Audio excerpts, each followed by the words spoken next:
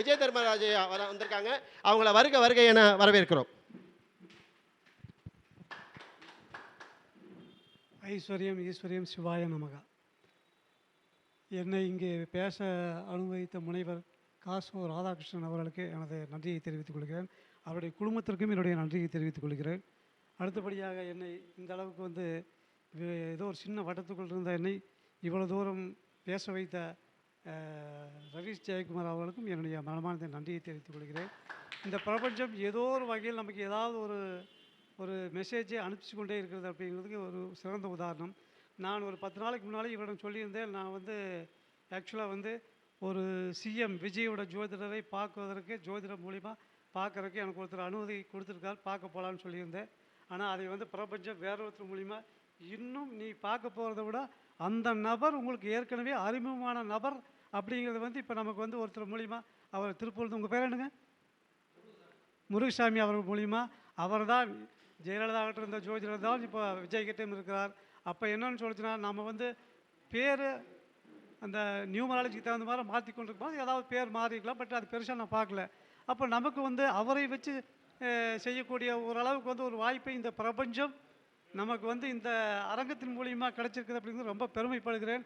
இப்போ ஆக்சுவலாக வந்து நான் என்ன சொல்ல வந்தேன்னா அதை கூட மறந்துட்டேன். அவ்வளோ பெரிய சந்தோஷம். ஏன்னா இன்றைக்கி வந்து இருக்கிற ஒரு சிஎம் இருக்கிற விஜய்கிட்டே நம்மளால் பேச முடியும். ஏற்கனவே பரிச்சயப்பட்ட நம்பர் 2-3 ட்ரான்ஸ்ஃபர் வாங்கி கொடுத்துருக்காரு பணமே இல்லாமல். அதில் ஒருத்தர் வந்து அதுக்கு கீழே ட்ரான்ஸ்ஃபர் ஒரு மினிஸ்டர் போஸ்ட், அதாவது பேரை வச்சே சொல்கிறேன். திருப்பூரில் பிசி ராஜேந்திரன் ஒருத்தர் வந்து பருதி இளமருதியை தோற்கடித்தார். அவருக்கு வந்து ஒரு மினிஸ்டர் போஸ்ட் வேணும்னு சொல்லி போய் அவர்கிட்ட பேசி அதுவும் ஏற்பாடு பண்ணியிருந்தோம். பட் அவர் வந்து விசாரிச்சு பார்க்கல, சரியில்லைங்கிறனால அதை தான் நயினா நாகேந்திரன் கொடுத்தாங்க. அதுக்கு அடுத்தபடியாக வந்து சிம்பிள், அதாவது வந்து ஒரு டிஎஸ்பிக்கு ட்ரான்ஸ்ஃபர் வாங்கணும். அது ஒரு வரலாறு. அதை நான் ஏன் சொல்லுவேன்னா ஜோதிடத்தின் மூலியமாக சொல்கிறேன். ஏன்னா ஆக்சுவலாக இந்த சந்தோஷத்தில் ஜோதிடத்தையே மறந்துட்டேன்.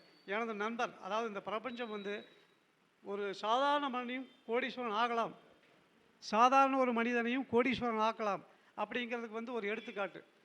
அதாவது எல்லாத்துக்குமே வந்து ஒரு முயற்சி, ரெண்டாவது ஒரு கட்டமைப்பு வேணும்.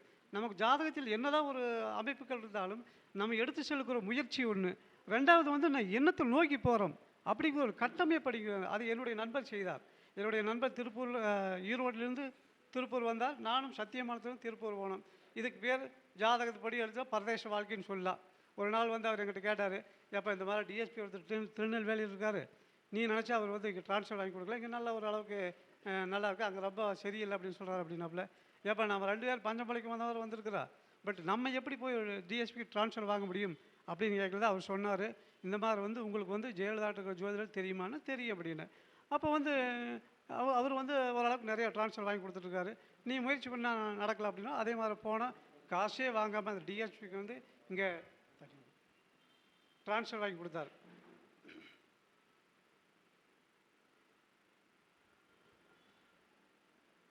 இதில் நான் சொல்ல வர்றது என்னென்னா அவருடைய அச்சீவ்மெண்ட். அவர் வந்து ஆக்சுவலாக எல்லாத்துட்டையும் சொல்லுவார், இங்கே யாருக்குமே சாமியே கும்பிட தெரியல அப்படிப்பாரு. ஏன்னா வேண்டுதல் வைக்கிறதே சரியில்லைப்பா. அவர் ஒரு லட்சியத்தில் போயிட்டுருக்கார். அவருடைய லட்சியமே ஒரு கோடீஸ்வரன் ஆகணும் அப்படிங்கிற எண்ணம். அதுக்குண்டான கட்டமைப்பை அவர் உருவாக்கிட்டு வர்றாரு. நம்ம வந்து அடையங்கப்பா நீ நல்லா அப்படின்னு சொன்னாவே இருக்கிறத வந்து நம்ம எல்லாத்தையும் செஞ்சு கொடுக்குறாள். ஜோதிடம்னா அப்படி தான் வாரங்களால் நீ நல்லா இருப்பேன், நீ நல்லா இருப்பேன், வீடு கட்டுவேன், என்னத்துவோ எல்லாமே நல்லா இருப்பேன், இதுதான் நம்மளுடைய இது. மற்றது எதையுமே நம்ம பெருசாக விரும்புறதில்லை. அப்படி இருக்கையில் வந்து அந்த டிஎஸ்பிக்கு ட்ரான்ஸ்ஃபர் ஆனதும் அது வரைக்கும் பனியன் கம்பெனியில் இருந்த அவர் திடீர்னு ரியல் எஸ்டேட்டுக்கு போனார். ரியல் எஸ்டேட் போகையில் வந்து அவருடைய அச்சீவ்மெண்ட் அது கோடீஸ்வரன் ஆகணுங்கிற ஒரு கனவு அவர்கிட்ட இருக்குது. வெளியே சொல்லாமையே காய் நத்துறாரு.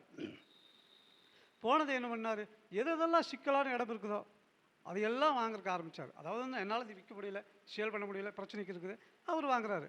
டிஎஸ்பி இருக்காப்புல ஆட்டோமேட்டிக்காக அப்படியே வளர்ந்து வரார் மேலே. அப்படிங்கும்போது வந்து அவருடைய வளர்ச்சிங்கிறது வந்து அபரிதமான வளர்ச்சி. இன்றைக்கி வந்து கோயம்புத்தூரில் தான் இருக்கிறாரு. இங்கிருந்து வந்து ஃப்ளைட்டில் தான் போகிறாரு. சென்னையில் ஆஃபீஸ், சென்னையில் ரியல் எஸ்டேட் பண்ணிட்டுருக்காரு. கோடீஸ்வரன். அதாவது வந்து இவ்வளோ கோடி தான் இருக்குல்ல, அவ்வளோ சம்பாதிச்சிட்டார். அப்போ அவருடைய கட்டமைப்பு எப்படி போனால் நம்ம வந்து ஒரு கோடீஸ்வரன் ஆக முடியும். அப்போ அதுக்கு என்ன நமக்கு சப்போர்ட் பண்ணுதுன்னு சொன்னால், உங்களுக்கு வந்து அதாவது 2, 6, 10க்கு உண்டான அதில் கிரகம் இருக்கிறது ஒன்று, 4, 8, 12. 4, 8, 12ங்கிறது ஒரு பரதேச வாழ்க்கை. நீங்கள் திருப்பூரில் இருக்கிறது 75% பாருங்கள், அந்த 4, 8, 12 தான் வேலை செய்யும். அதாவது வந்து ஏதோ ஒரு வகையில் அவமானப்பட்டு கேவலப்பட்டு அப்படிப்பட்டு இப்படிப்பட்டு வந்தவன் தான் கோடீஸ்வரன். அப்படி இருக்கும்போது அது 4, 8, 12 வேலை செய்து இந்த 2, 10 ப்ராப்பராக வர்றது 2, 6, 10. அப்போ என்னென்னு சொல்கிறாங்க, நட்சத்திரங்கள் 27 நட்சத்திரத்தில் 2ஆம் பாதத்தில் எந்த நட்சத்திரம் இருந்தாலும் சரி அது பொருளாதாரத்தை தான் குறிக்கும். அதே மாதிரி ஒரு 27 நட்சத்திரத்தில் 4ஆம் பாதத்தில் எந்த கிரகம் இருந்தாலும் அது பொருளாதாரத்தை தான் நிற்கும். 2வது நட்சத்திரம் வந்து உங்களுக்கு எதை எடுத்தாலும் வந்து ரிஷபத்தில் நிற்கும், விருச்சிகத்தில் நிற்கும், கன்னியில் நிற்கும், மகரத்தில் நிற்கும். இந்த 2ஆம் பாதம் 27 நட்சத்திரம் 2ஆம் பாதம் இந்த 3ல் தான் நிற்கும். அது வந்து உங்களுக்கு வந்து அர்த்த திரிகோணம். அதாவது வந்து பொருளாதாரத்துக்கு உண்டான அமைப்பை இந்த 2ஆம் பாதத்தில் எந்த கிரகம் அம்சத்தில் நின்னால், ஏன்னா பின் வாழ்க்கை வந்து என்னைக்கு இருந்தாலும் மிகப்பெரிய ஆளாக பொருளாதாரத்தில் வருவார். அதே மாதிரி 4, 8, 12 4, 8, 12 இது 4ஆம் பாதத்தில் நிற்கிற கிரகம் அத்தனையும் 27 நட்சத்திரத்தில் 4ஆம் பாதத்தில் நிற்கிற கிரகம் அத்தனையும் 4, 8, 12 தான் வரும். அப்படிங்கும்போது வாழ்க்கையில் புரட்டி போட்டு மேலே வரா. இன்றைக்கி ரோட்டில் போனவன் இன்றைக்கி கோடீஸ்வரன்பா, இன்றைக்கி கோடீஸ்வரனாலும் கீழே வந்தவன். இது எத்தனையும் புரட்டி போட்டு வாழ்க்கையை மாற்றக்கூடியது வந்து 4, 8, 12. ஸோ அந்த மாதிரி அமைப்பில் வந்து அவர் வந்து அவருடைய ஆங்கிள் எல்லாமே தெரியும். ஜாதகம் விளக்குற அளவுக்கு இல்லை. இந்த மாதிரி எனக்கு வந்து இது இந்த பிரபஞ்சம் எனக்கு கொடுத்ததே மிகப்பெரிய கிஃப்ட்டு.